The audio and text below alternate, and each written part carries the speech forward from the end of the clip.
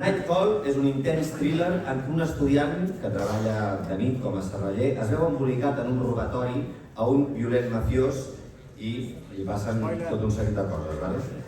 Prepareu-vos per un superthriller trepidant que no dona respir amb poc més de 90 minuts plens d'idees brillants en les posades en escena. Tenim avui amb nosaltres aquí el director de la pel·lícula. Un aplaudiment, sisplau, per Michiel Blanchart. Thank you so much. I didn't understand what you just said, so I hope I'm not gonna repeat the same thing. I'm so glad to be here. I came to Sitges, I think 3 years ago, or 3 or 4 years ago, for my short. I think he talked about it, You're Dead, Ellen. And I had like the best time. This is my favorite festival in the whole world.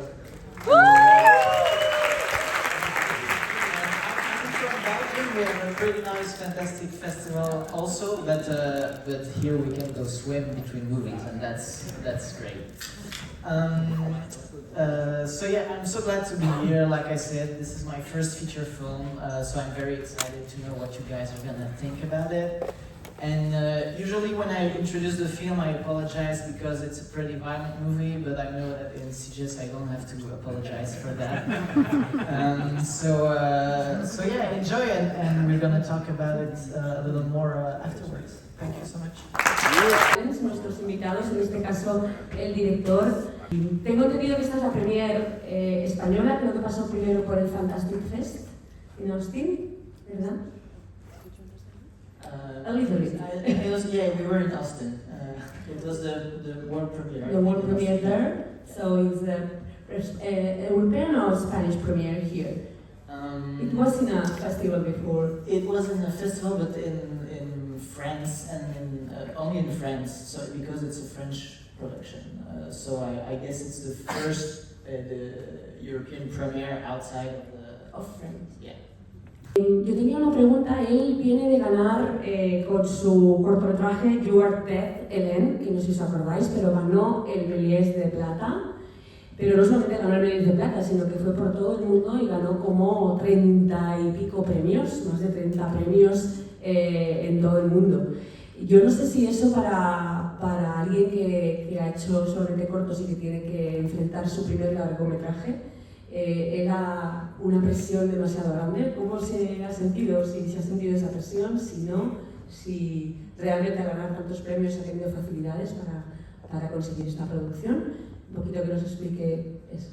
No, I would think it probably added some more pressure because I felt like I was identified, and I think because of the success of the short film, I got the chance to have like good partners to work on this first feature. It's not a huge budget for a movie that is that ambitious, but still for a first film made in Belgium, it's a nice budget. And so I did feel a lot of pressure doing my first movie and knowing that people were already kind of waiting to see it. It was easier to get the movie made, but it was more pressure. Yeah. Congrats for the movie. Thanks. I enjoyed it a lot. The action is very rough, not necessarily realistic, but it's very rough. It's very body to body, when he gets wrapped around and thrown around, and I think a reflection of that is the scene where he pukes at the beginning after killing the guy, no? And I'm just asking about this very concrete aspect, no? But I think it reflects your approach to the whole movie, no? And my question is, how did he puke so realistically? Because usually in movies you know that the actor has something in the mouth and then speaks, but here he does the two like and so it really looks like he's puking. So how did you achieve that level of realism in that particular scene? And then maybe you can tell us a bit about your approach to making the movie really hit hard. Thank you. The actor would be so glad that you asked that question because he's so very proud of what he did to us that day. So yeah, we have only 2 takes of that particular shot. The first one was made traditionally with like we freeze the shots, so we shot the reaction, and then we said, okay, wait, we gave him a little cup so he could drink a little in his mouth, and then he pretended to puke. And then we were like, okay, we're gonna do a second one, and he told me, do you want me to really vomit in that take? And I was like, no, you don't have to do that to yourself. Like, I want you to be focused and just act, and because it's a tough shoot, and he is very, it was an intense shooting for him, and I want to preserve him, and I want him to be healthy and not do crazy stuff. But he did it anyway, just he knows how to do it. So yeah, and we had to clean up afterward, but yeah, but it worked pretty well, and so it's in the movie. Michel, congratulations, and Thank you. And thank you for bringing an emotional layer to the film as well. You know, not just a hectic, thrilling approach, but also an emotional. And it's just so it was just to congratulate you. But just one question: why didn't you kill him at the end? Basically, that I was just wondering. It was something we debated a lot during the entire process. I wanted it, in the first draft of the script, it was less ambiguous, more ambiguous, sorry. It was not sure, I mean, we could see that he was still alive, but we weren't sure if he was gonna survive or not. And in the end, we decided to go for a more uplifting movie and to still have that ambiguity. We don't know how it's going to go for him afterwards, if he's really seriously injured, maybe he could die in the hospital, we don't know, but we see him open his eyes at the end and his breath coming back, and the idea is to finish on this note of hope.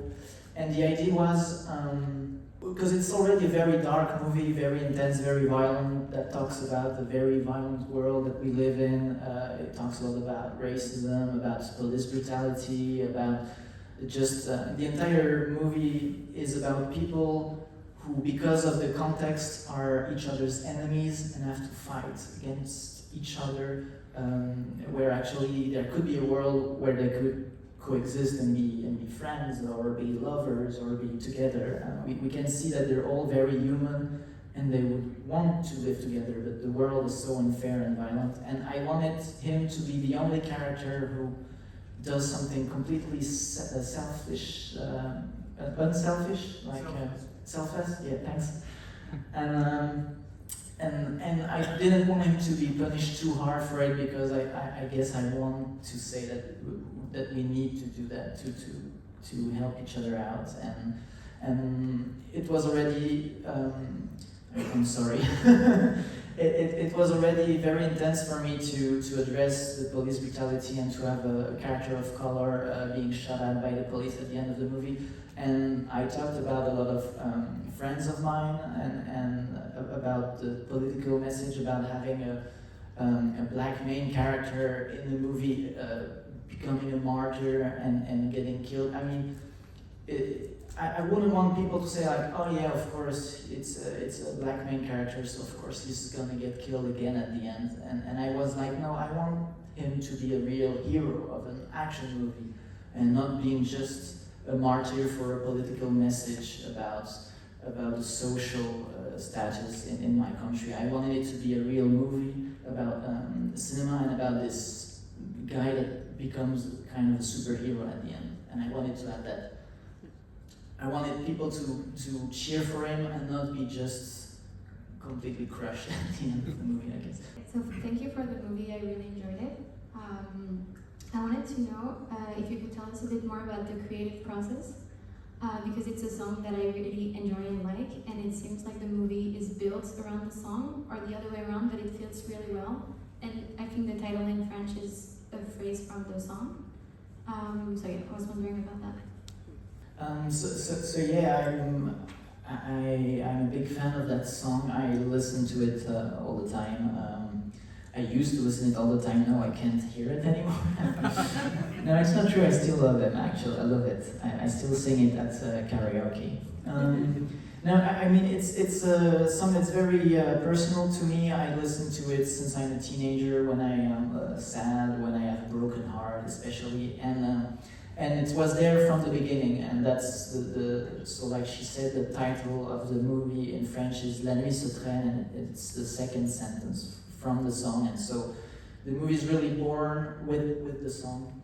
And it's there because I want to put a lot of myself in my movies, but also because to me it was I love to use song to make connections between the characters and to use it as like a story element that can say a lot with very little. And I feel like when you hear a song that you know or that you've heard in the movie, it has an immediate emotion reaction, especially if you've introduced the song as something that means something for the characters. And so I used it at the end for him to decide to actually go save her, and I love the idea that just this song tells everything we need to know that is going on in his head. It was this song in particular because obviously it represented the movie very well, because it talks about someone who was sleepless at night, who hopes that something's going to happen to him, taking out of his ordinary day-to-day or night-to-night life, and someone who can't sleep, someone who is tired of being alone, who is probably heartbroken. And all of that to me was the perfect way to very efficiently and emotionally introduce the character and present him to the audience. We know, okay, he's a lonely guy, he loves to listen to oldies, he's a little disconnected from the world. And so yeah, it was a way to introduce the concept of the movie that's going to take place in one night and to introduce the character. Bonsoir, félicitations pour le film. Merci. Él nos ha dicho antes en la presentación que le gusta la violencia. Está claro que en Sitges también nos gusta, preferimos un thriller violento como el tuyo, como que acabamos de ver, que no lo sea. Pero la violencia en el cine siempre tiene un sector crítico con ello, pues al mismo Quentin Tarantino se le critica el exceso de violencia en sus películas. Entonces yo quería preguntarle cómo ve la violencia en el cine o cómo entiende, mejor dicho, la violencia en el cine. It's obviously a very delicate subject. I don't have any like moral rule about it. I just have my own feelings about it. I think that generally horror and violence and genre movies are there to investigate. I hate violence. I mean, in real life, I never had a fight in my life. I never threw a punch. I hope I never have to.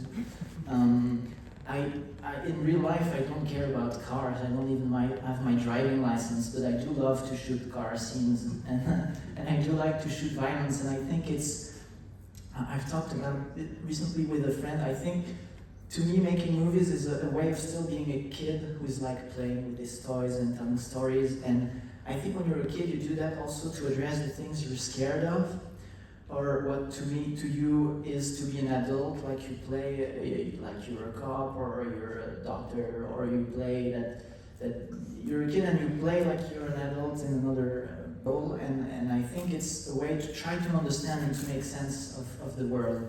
And violence is a part of the world, and because it's something that scares me a lot, I think I enjoy controlling it and exploring it with people that all agree to do it together and have fun doing it, and so it's a little bit less scary. And I think genre movies are great for that, and that's why we love to tell horror stories at night, just to make sense of it and be less afraid of it. And here in this movie in particular, I would say there are two kinds of violent scenes.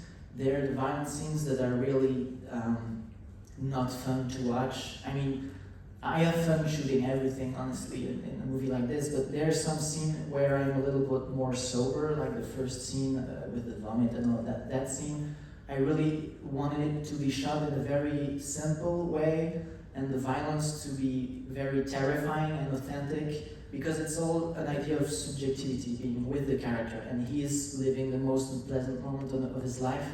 And I don't want the audience to be laughing at that or to have like innocent fun watching it. I do want them to feel like this is unfair, this is horrible, this shouldn't be happening in the real world, and so I want it to be that. That doesn't mean that I can't make it like nice looking or something, but still those are not like the most crazy shots or more, there are no fun ideas in those moments. And then you have the violent scenes that are less heavy, in my opinion, like in the brothel when there's everything happen and the bad guy is fighting with another bad guy, and that to me is more. I mean, I don't really care about those characters if they hurt each other, so that's fun. And again, it's being true to the point of view of our main character. If he's having a horrible experience, then I don't want us to have fun.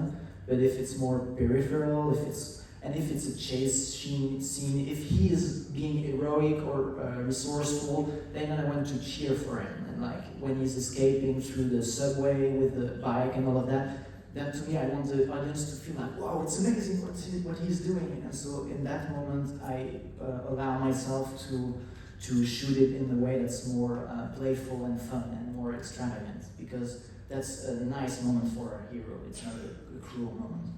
Tenemos que irnos ya. Michiel Blanchart, muchísimas gracias por traernos aquí esta Night Call. Que tengas mucha suerte, sé que viajas ahora a Roma. Good luck, very good luck. Thank you. And thank you for being here. Gracias a vosotros.